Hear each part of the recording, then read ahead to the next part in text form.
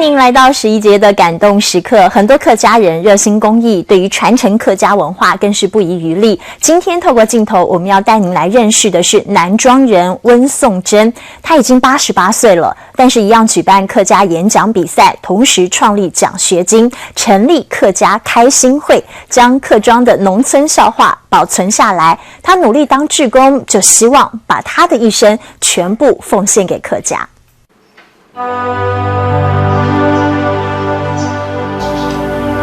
满屋子的感谢状，因为88岁的温颂珍热心公益，从50多年前就开始传送温暖。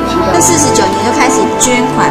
对了，就是捐款的时候，民国49年你们还没有出生的时候啊。做公益不落人后的温颂珍是苗栗南庄的客家人，为了让小朋友不忘祖宗年，还创立了珍喜杯客语演讲比赛。这个幼稚园大概是6岁吧，参赛最小。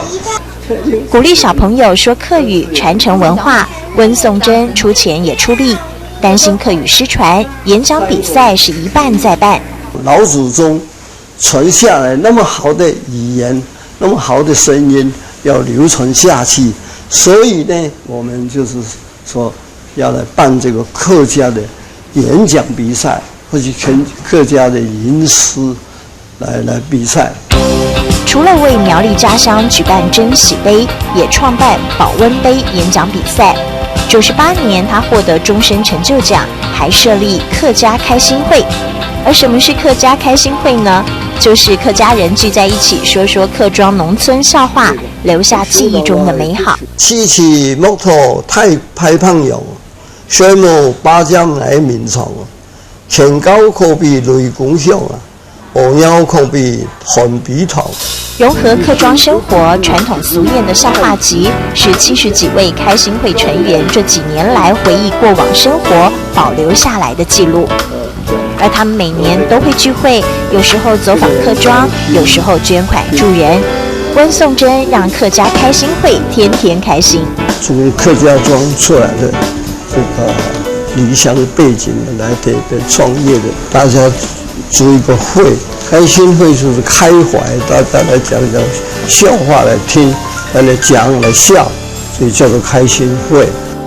不止助人、修庙、修马路，温颂珍也助学。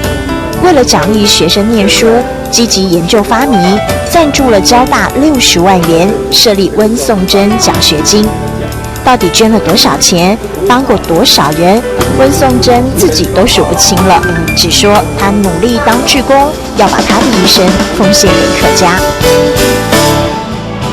莫忘祖宗言，温伯伯谨记在心，赞助客语演讲比赛，编纂客语笑话集，出钱出力只为客家。当客家开心会的笑声传遍客庄，属于温伯伯的感动时刻，也温暖你的心。